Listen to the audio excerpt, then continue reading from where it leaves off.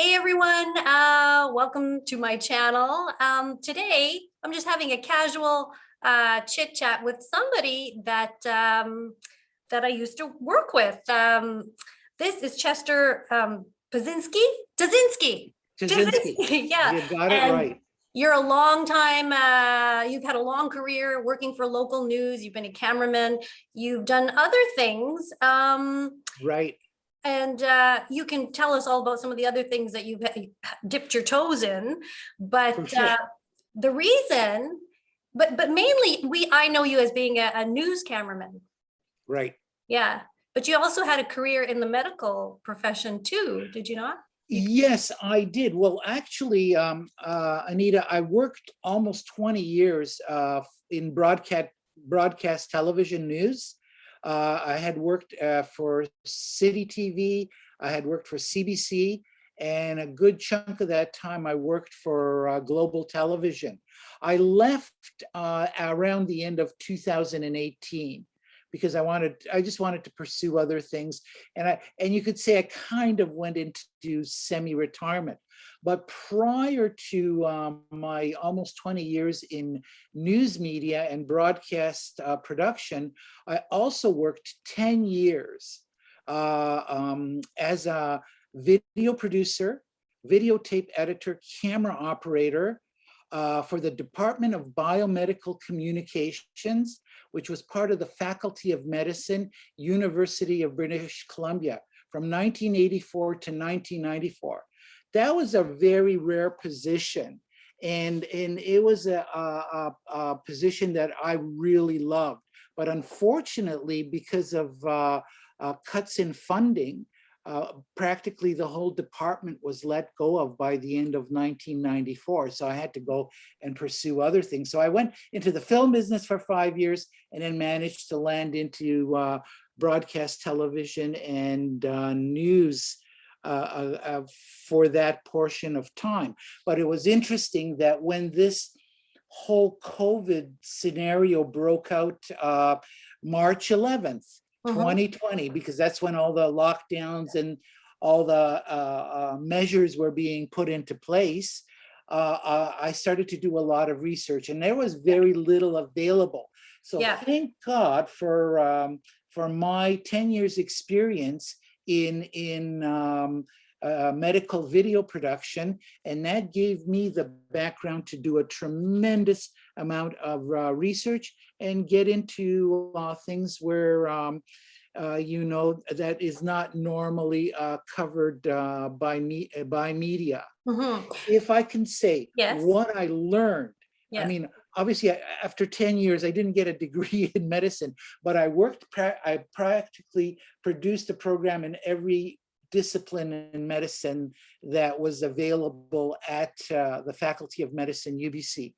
And what I came out of that was the fact that there's a plurality of views. As there's a narrative, there's a counter narrative. As there's a thesis, there's an antithesis in science and medicine. Always has been, should be now, and should be in the future. And I think, fortunately, we're not seeing that as much, but no, and that's been what I've been trying to point to most people, because people don't have that experience, and they're believing what they're seeing, and what we're seeing is just the one narrative. Yes. Where there is actually a plurality of views on every topic that we're dealing with today. Well, that's a general rule for life. Not everything is black and white. There's shades of gray for everything. So that theory that you just said applies to so many things. And it certainly applies to science, medicine, and to COVID at this point in time. But the reason that I wanted to talk to you is I ran into you, and I just want to hear your story. And I just want to let anybody who's watching know, I haven't heard your story yet. This will be the first time I'm hearing it as we're talking together. I understand that you had COVID and you were in St. Paul's Hospital. And I want to hear all about your experience with COVID. How was it for you? And what was your experience like in the hospital? Sure, absolutely. Well, actually, I've got my calendar here to kind of remind me of what happened. So this was this year, and it was actually March 13th. That's the date that I had woken up that morning, and interestingly, I felt like I had an oncoming stomach flu, is how it felt. I thought it was something that I had eaten the day before, some shellfish and chicken, and I thought, well, maybe that's what it is. And it was That'll do really, it. yeah, no, because I've had it before, and the symptoms were very much like that. But it was pretty intense. I was spending a lot of time in the bathroom. And Monday afternoon, I called because it was very intense, and I called in the clinic that I go to. My doctor had gone on holidays, so I got a walk-in clinic doctor that I talked to, and I described the symptoms, and that's what we assumed it was. That it was a very bad case of a stomach flu. So she made a few suggestions. I picked up a few items, but it wasn't really getting any better. So by Saturday, the 20th of March, I went to the walk-in clinic and I saw another doctor. And then he checked me out and looked at me, and he says, "Oh, you've got the flu. You've probably got COVID." Because by then I was feeling really tired, and I started to feel my lungs were being congested. So he didn't prescribe anything. He just said, "Go home. Just go home," and no prescriptions, no nothing. So I went home, and that Sunday I felt terrible. I could barely get out of bed. That Saturday, a friend of mine sent me an email, and he says, "Listen, a friend of a friend got COVID, and what happened is they got extremely tired, and they could barely move, and they were taken to the hospital, and they found out that their oxygen level had dropped." So Monday morning, the 22nd, I could barely get out of bed. I could barely shower. I put on my clothes, and I took a cab just a block and a half away to Mount St. Joseph's Hospital. They admitted me immediately and took my temperature, took blood tests, and of course did the swab up the nose. Right. The long. Can I interject for a second? When you went to the clinic, did you get a COVID test at the clinic, or did the doctor Not at look all. at you? Okay. Not at all. I thought they would. Yeah. The doctor didn't seem real. The walk-in clinic doctor didn't really seem all that interested. He just basically looked at me, took a pulse, looked at my previous conversation with the other walk-in clinic doctor earlier in the week, and that was it. I thought he would prescribe something. Yeah. Nothing at all. Absolutely. So Off you go to the hospital. It sounds like you were in terrible distress or physical pain. Yeah. Well, what it was the very next thing they did was they put the monitor on my finger, and sure enough, my oxygen level was very low. It was about 75, and normal oxygen is supposed to be about 94 units on the average, and it's supposed to be steady, so it held pretty low. So they did all these tests, and then they said, "Oh yeah, you're having a tough time keeping your oxygen level up," because they put the little nasal tube in your nose to keep your oxygen up. And they said, "Well, we don't have the facilities here," so they transferred me to St. Paul's Hospital. And I was pretty much at St. Paul's Hospital until the 31st of March. Wow. Of which 4 days I spent in the ICU. They just wanted to do that for safety's sake, because basically my lungs were really inflamed. I had a hard time breathing. And so they, of course, put all sorts of tubes into me, saline solution because I had been dehydrated, magnesium, antibiotics, and of course, steroids to try to keep the inflammation down. Was that And helpful? Like, at least you're getting some medication. yeah, it was helpful to a degree, but I tell you, it was really stressful. Hmm. Also, it was really hard on your body. I had a great nurse because she wouldn't allow me to be on the bed too much. What she does, she got extension hoses on the oxygen, and she got me to walk around, and that helped a lot. We Hmm. started to talk. Now, I'm not going to give her name because she wasn't supposed to do this, but there was a monitor close by because we talked the fact that I worked in medicine for 10 years in producing educational programs. So she took me to the monitor, she called up my x-ray, and she showed me my lungs because I had my x-rays done. And sure enough, the bottom half of my lungs were very badly inflamed, but my top lungs were okay. So I could still breathe reasonably well. And so then after a few days, I got put back into the isolation ward, Uh-huh. and the doctor would come on round, and at that point I told him, I'm bored. I'm completely bored. I want to go home. And he says, well, listen, you give me stable oxygen levels for 24 hours and you can go home. So it was like a mindset, So I put this intention: hold your oxygen level steady for 24 hours and you can go home. So what they did was a respiratory therapist came in and just took me off oxygen for several hours, and my level stayed normal. So we called in the doctor, he checked it out, and then I got discharged and I was taken home on the 31st. But I tell you, it was exhausting, the combination of all the fluids and trying to keep my inflammation Oxygen down levels with the up or steroids. something. Yeah. Yeah, it was really tough. Like having so much oxygen being pumped into, like everything had my tissues had became very tender, and I had nosebleeds for about a week Yeah. before Were they you went to. wondering at any time, okay, who else was in the ICU at the time? Was it packed with Okay, good, patients? very, very good question. So when I got taken down to the ICU, I was put into a large isolation room, and Mhm. this is like practically in the newer tower of St. Paul's Hospital. They practically dedicated a whole floor, not quite a Mhm. whole floor, just for ICU for the COVID patients. There was a fellow around the corner from me from this room that I was in, and I think there was only, from what I could see, only one other person.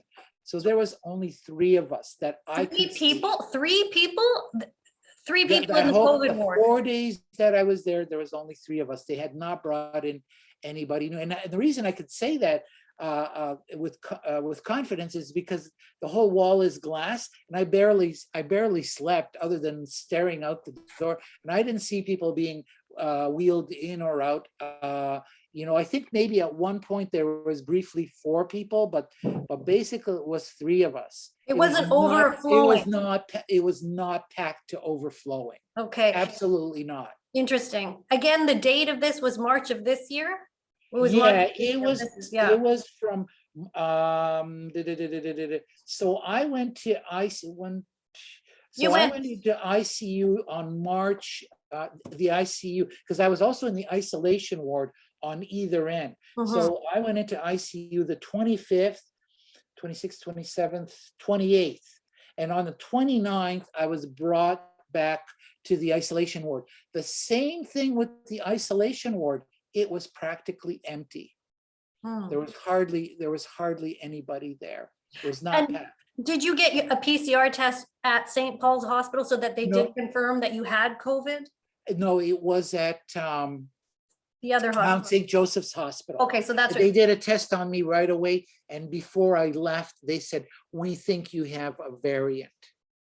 So you think you had the Delta variant? Is that what you think? No, they said that it was a Brazilian variant. Oh, how I don't exotic. know. Okay, yeah. Yeah, it was pretty exotic.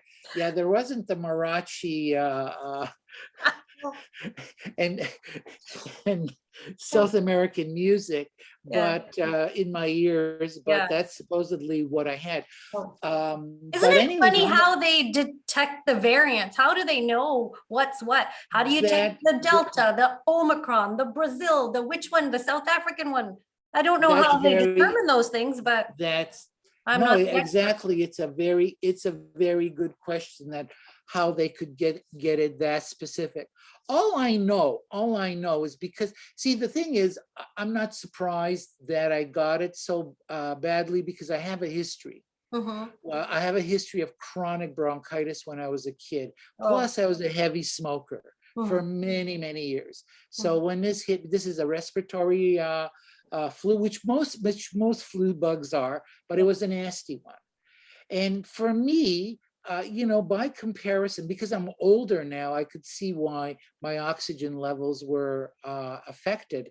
But it was, no, in many ways, it was no worse than what I had as a kid, because I ended up going to, this is when I was growing up in Toronto, I ended up going to the hospital for sick children with Mm. bronchial pneumonia. Oh, okay. So I would say it was about, on par with that. Oh, okay. Interesting. Interesting. It's a very bad cold, a bad Yeah, flu is what it yeah. sounds like. I wanted to ask you, I mean, in all the time that's transpired since this and with your medical background and things that you've learned, were you wanting something else? Were you wanting treatment of some sort? Do you believe that there could have been something to help you instead of I, I, languishing?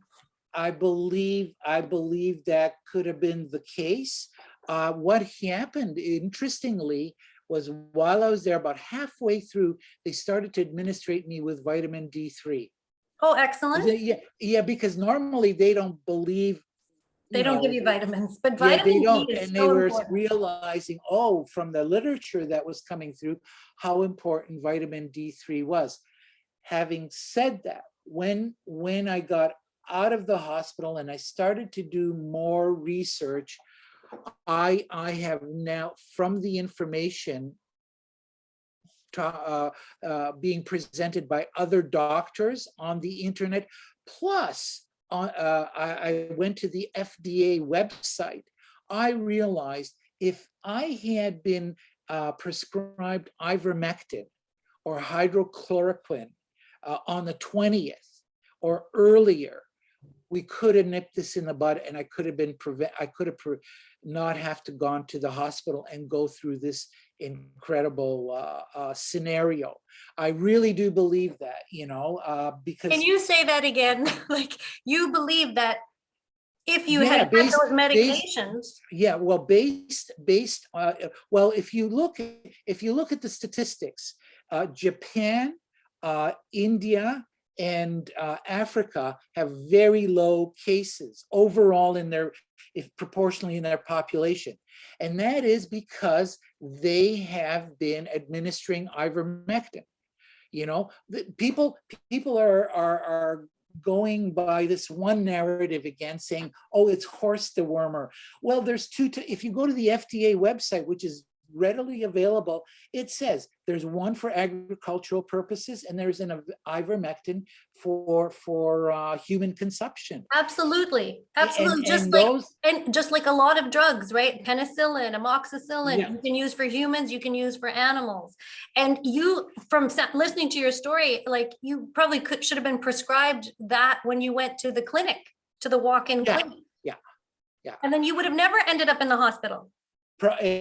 From what I've been reading, well, the most famous case that everyone's been talking about, I don't know if you're familiar with Joe Rogan. Oh, Joe yes. Rogan Yeah, yeah. has his own show, Mhm. and that's what he did. He says, Uh-huh. I'm not going to do the vaccine. I'm not going to do the steroids. He did the ivermectin amongst other supplements, and he was over it in a matter, well, I think in about Days. a week. Yeah, or days. He Most of the was working symptoms. out on the sixth day. Yeah, And he did, exactly. monoclonal antibodies and whatever all those Yeah, things are that, yeah. But, the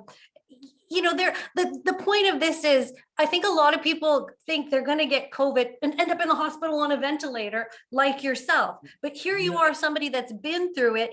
and you would have been begging for treatment, and early Yeah. treatment exists.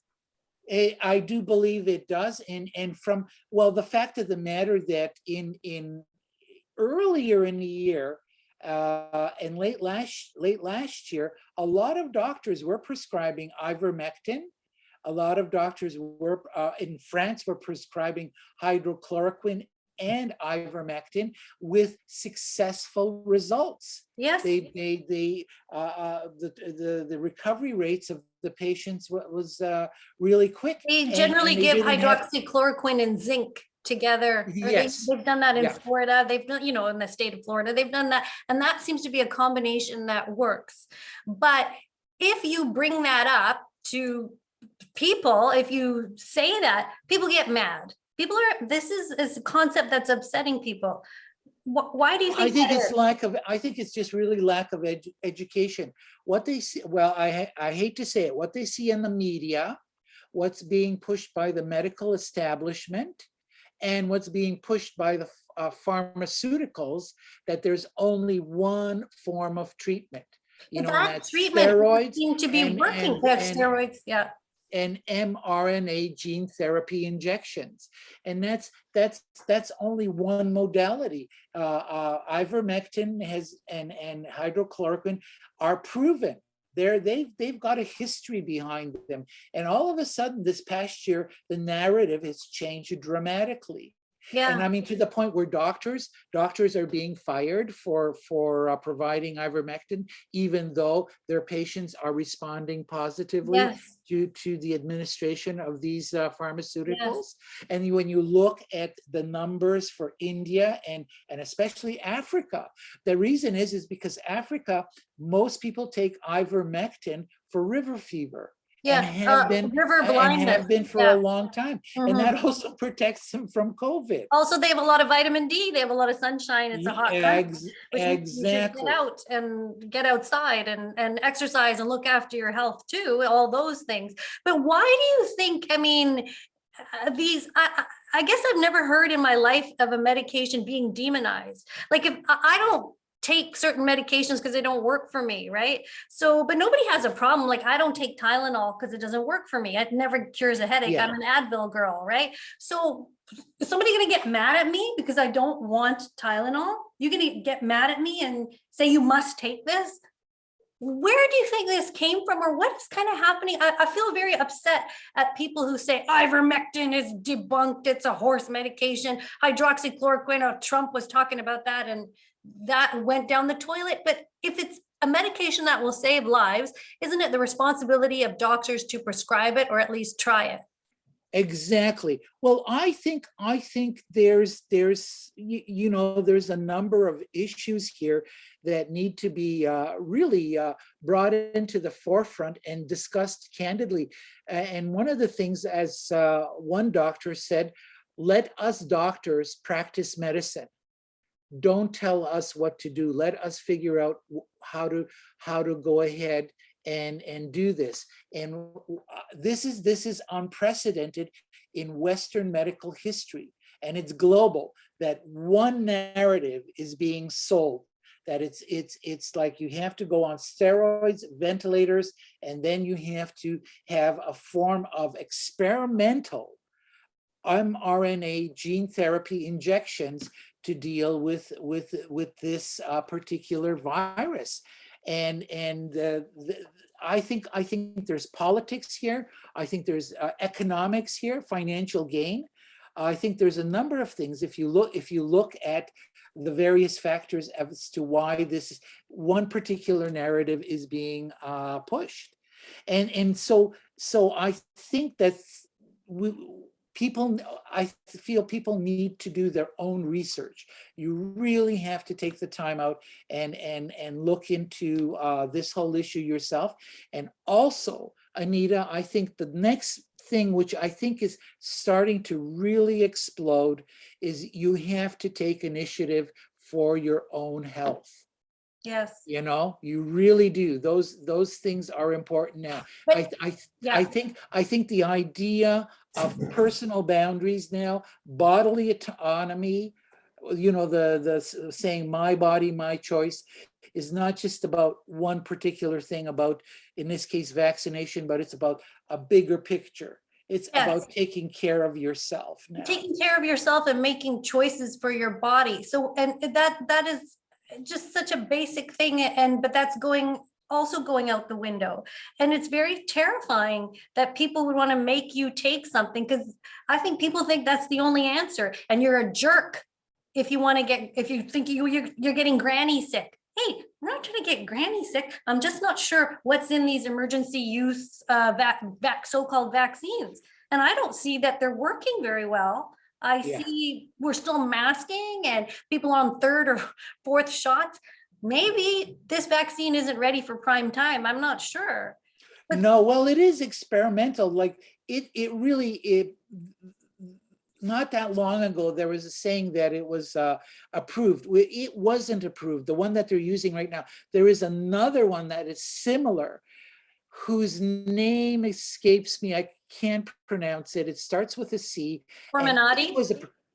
Corminati. Yes, Corminati. They haven't started making that one yet. That's that they approved of, but this, so people mistakenly say that this one that's being injected right now is approved. It's still under emergency use. Yeah, absolutely. And Pfizer is changing the name to Corminati. I think Moderna is going to Spikevax. They're changing their names for the FDA approval, which the FDA approval is funded by Pfizer. Like Pfizer and these drug companies fund the FDA and Health Canada, and people should know that. 45%, the latest statistic is 45% of the FDA's budget comes from the vaccine makers. From the pharmaceuticals. WHO now, when Donald Trump pulled out American government, American funding, it was replaced by huge donations by the Bill and Melinda Gates Foundation, amongst other private companies, including pharmaceutical companies. So it begs the question, how transparent, how balanced can these organizations they're not that transparent in terms of looking after the public's health? Well, they have no liability if you get injured. And some people don't believe that vaccine injury is a thing, but that's a whole other topic. But also, they have no liability if you do get harmed. And they're doing something where you can't access their clinical trial data or something for another 75 years or something like that. Like, really? Wouldn't that raise some flags? It would, but no one is hearing about it. Yeah, the fact of the matter is that this mRNA gene therapy technology, they still haven't done the final, the animal studies haven't been done, and the final clinical trials aren't supposed to happen until 2022, 2023. Yeah. So it's still very experimental. And as you mentioned, if you go onto the American VAERS, VAERS website, the adverse effects are amazing. They're really right off the charts. They're staggering, but they're also underreported. Like they are, I think it's 900,000 injured and 20,000 people have died after taking the vaccine, reported to the VAERS report. So this is one of the most dangerous vaccines in history out of all the vaccines combined. But if you say that, people get mad at you. So I'm only saying that between you and me and whoever's watching, right? But people get mad. And what I'm trying to say is you should know those facts, and that's part of informed consent. I agree. I believe that a lot of this information has been deliberately withheld, and it's hard to access, but it's not impossible. No, you did it. I did it. People are starting to wake up, and people are starting to look around, but it's been a very slow process. Well, this is one of the issues that I want to continue with regarding my journey with COVID, is the fact I was discharged on March 31st. I was really tired, and I didn't see my doctor. Well, first I did a a telehealth about a week after my discharge, and 2 weeks afterwards, I went to see him. And so we had a conversation, and he goes, "Well, Chester, you now have the killer T cells and the robust antibodies, and you're good to go. You have now acquired natural immunity." Your doctor You actually know, said that to you. That's amazing. Because he you do. did. Yeah. And he says, "Well, if you want to, you might want to consider a booster shot way down the line." So then the goalposts were changed. All of a sudden, herd immunity and it can only be achieved by taking the vaccination. That is just recent, and there's still no medical proof. But the fact of the matter is, Anita, the majority of us on this planet have gotten COVID and have recovered. And our immune system is as robust, if not better, than those that have had the double shot and now are getting the boosters. Yet, here in British Columbia and in Canada, we're being treated as though we were unvaccinated. This makes no medical or scientific sense whatsoever. You Yes. know? And Yes. so as a result, I, like many others who have a natural acquired immunity, can't go to a lot of these places because we can't have a pass. Yet in France, it is, and most of the Scandinavian countries, you're recognized if you had COVID.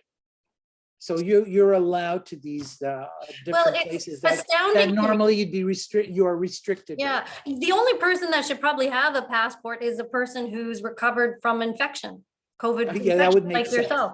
Yeah. You're the only one that has that robust immunity.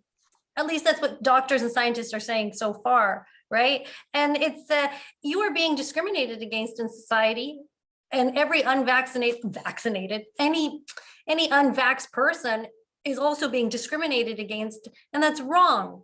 And I mean, Christmas is coming up, and has this caused any problems for you around Christmas time? Or, I mean, as a matter of fact, well, now that you mention it, yeah, because I'm restricted to places where I would normally go for Christmas to do some shopping or whatever. That's not going to happen now, because I haven't got my little QR code. So you have to become adaptable and you have to become creative. The second one is that it's really unfortunate, and it's happening to so many people. I got a voicemail from old friends of mine. We stay in touch, but we're not in touch that often, but our history goes back like decades upon decades. So I was left a message saying, "Oh, we're going to have a Christmas dinner. We're inviting people. We want to invite you over, but you have to be vaccinated." Yeah. And so that's, as far as I'm concerned, well, that's the end of that. But they knew that I had COVID and that I have the antibodies and the T cells, and I have full immunity. So I'm just as good as a vaccinated person, but they're listening to the media, they're listening to the traditional status quo medical narrative, and so they're following the protocol because they don't seem to know any better. Well, they've never heard. They've never told them that, nobody does. It's something that's known as a widespread thing. If you've recovered from infection, you have a natural immunity, or however natural immunity. And that is not recognized. And if people just knew that as a general fact, you wouldn't be discriminated against. And nurses that had it could possibly go back to work. Absolutely. And police officers and whoever else. So this is a bunch of phooey, as far as I'm concerned, and unscientific. Well, and yes, so I'm not into conspiracy theories. Well, you're sure? Yeah, and I I do not like to inadvertently jump into a rabbit hole, but having my background in educational medicine and my ability to research. I mean, 21 months of having my eyes glued to the computer, digging Mhm. up studies, and then finally finding the doctors and scientists that are standing up and saying, hey, wait a minute. And their credentials are impeccable, and they have the studies to show the counter narrative to all of this. And so I think there's more to this than meets the eye, and people really need to dig deeper, and they really need to start asking questions. I believe that's happening, but it's happening really slowly. And I think with some people, I don't think whatever material you present as a counter narrative, they don't seem to be all that interested in looking. And I think a lot of that has to do with fear. It Mhm. really does. Mhm. And so I think there's going to be a long road. This is the other thing that I found unprecedented, Anita, that I worked 10 years in medicine back in 84 to 94. And even though I was in those meetings, those production meetings, where there were different departments, heads of departments at each other's throats, if you were, having differences on a procedure or on certain material. This is part of medicine and science. It's part of the process, and here we're being told just one thing, and so what's also happening, the doctors and scientists coming forward having very valid arguments backed by science are being deliberately character assassinated, smeared, and ostracized, not only by the medical establishment, but also media.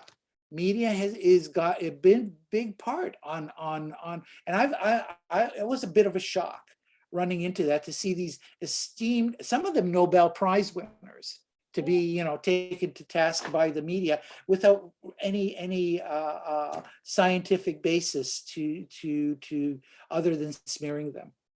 It's shocking.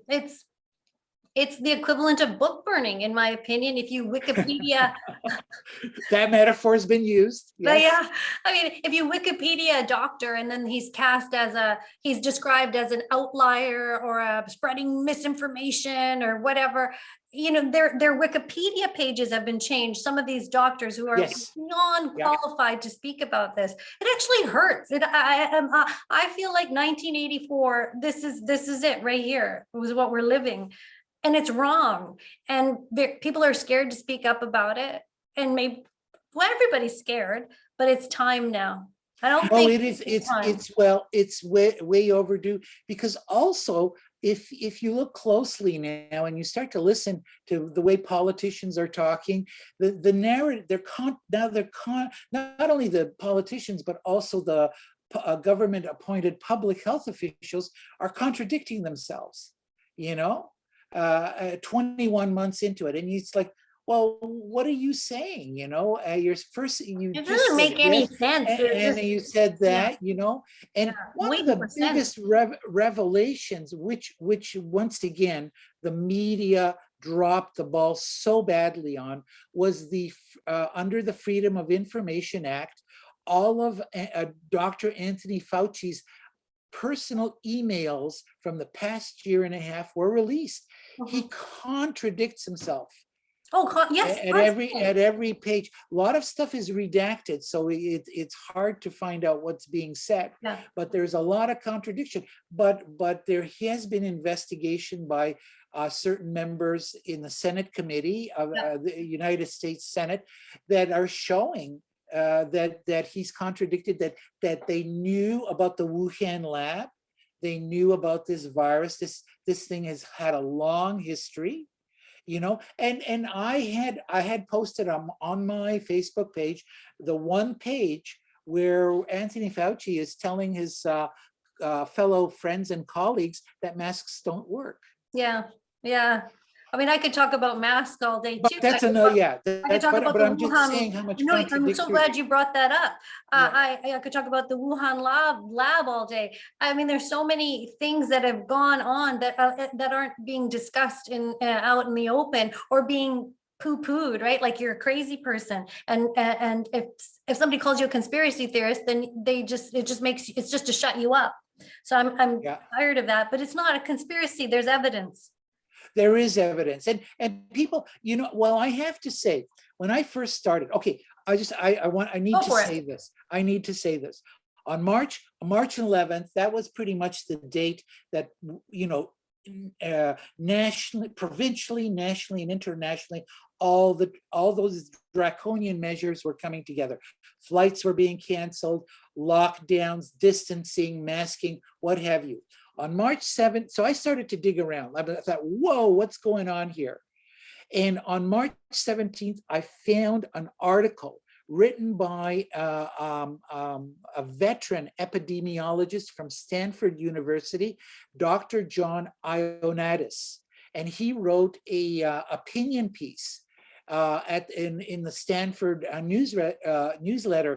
And he was saying, he was one of the first ones on March 17th. He says, the numbers that they're presenting on the algorithms that this is going to be the biggest thing since the Black Plague does not make sense. There's no need for this knee-jerk reaction. We need to slow down and we need to talk about it. And then there were a few others that started to step forward. But so I started to post that stuff. And I tell you, because of the fear factor was so high, I felt like I was crucified. I Oh, really was. And I tell you, you really do feel like you stand alone, yeah. and it was like, I thought, well, am I going crazy? I had a couple of sleepless nights and I thought, no, these guys, they're presenting on the bottom of their statements, they're presenting the medical references. And you try to read some of those studies and it's an eyeful. It makes your eyes water. But there was the evidence showing, well, wait a minute, the way the viruses work, this is questionable. And what I'm saying is that here we are 21 months later, and it's really encouraging to see so many people having taken the initiative and having done the same research. And we're talking everyday people, Anita, and some of this is really advanced medicine and science, but they've done enough research to understand that, hey, there's something going on here. There's something wrong. We're not getting the full picture, and we want some answers. So well said, Chester. So well said. That's what we want. And that's what we're going to keep striving for. So I appreciate your time today and everything that you said. And I hope that things are going to get better. Things have just only got to get better. Well, I believe things will get better, but people have to start asking tough questions. I think one of the biggest problems within our fabric of our Canadian society is I think we're a little too complacent and a little too compliant. And when we see these kinds of contradictions and these draconian measures being put upon us for such a long time, we need to be asking tough questions. And we need to start pushing back. That's happening in Europe. If you take a look, that's what's going on in Europe. I mean, they're coming out in droves. And I think that's what's going to create the change that we need to see. I hope so. It's us. We got to stand up now. Absolutely. For what we think is right. And it's not being a jerk and trying to make people sick. Everybody wants everybody to be healthy. And we can get there in more reasonable terms. Oh, absolutely. But we have to level the playing field. Yeah. Absolutely. In my experience of working in educational medicine for 10 years, right now, it's just one side. Yeah. So Chester, so lovely to chat with you. And hey, we'll do it again.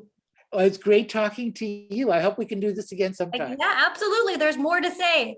Absolutely. Look for part two. Okay. Thank you, Chester. Bye-bye. Take care. Bye.